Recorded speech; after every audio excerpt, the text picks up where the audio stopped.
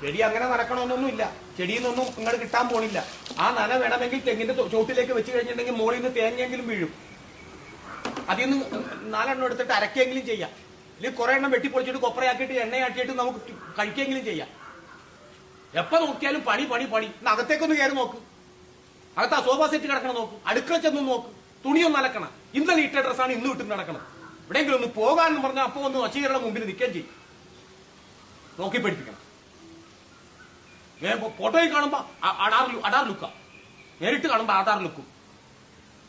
കുറച്ച് നാളുണ്ട് ഞാൻ ശ്രദ്ധിക്കണത്. ഞാൻ ശ്രദ്ധിക്കുന്നില്ല എന്ന് വിചാരിക്കരുത്. ഇപ്പൊ മിണ്ടാൻ നേരമില്ല, എന്നോട് കൊഞ്ചിക്കൊടയാൻ നേരമില്ല, എന്നോട് സംസാരിക്കാൻ നേരമില്ല, എന്റെ അടുത്ത് വന്ന് ഇരിക്കാനോ നിൽക്കാനോ ഒന്നിനും നേരമില്ല. ഒരകൽച്ച, ഒരു സിൻസിയറിറ്റി ഇല്ലായ്മ.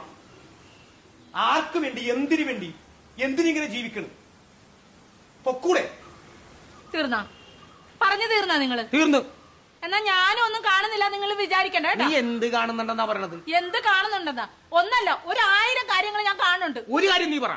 നിങ്ങളെ ആ അടുക്കള നിൽക്കണ പെണ്ണിനോട് കെട്ടിപ്പിടിക്കണോ, ഉമ്മ വെക്കണോ, ശൃംഗരിക്കുന്നു, കുഴഞ്ഞാടുന്നു, കൊഞ്ചിക്കൊഴയണോ, ഇതെല്ലാം ഞാൻ കാണുന്നുണ്ട് കേട്ടാ. ഇല്ലെന്ന് വിചാരിക്കരുത് നിങ്ങള്. അടുക്കള നിൽക്കണ പെണ്ണ് എന്റെ ആരാടി? ഭാര്യ. നീ ഇവിടുത്തെ ആരാണ്? ചേലക്കാരി. അത് നീ മറക്കരുത്.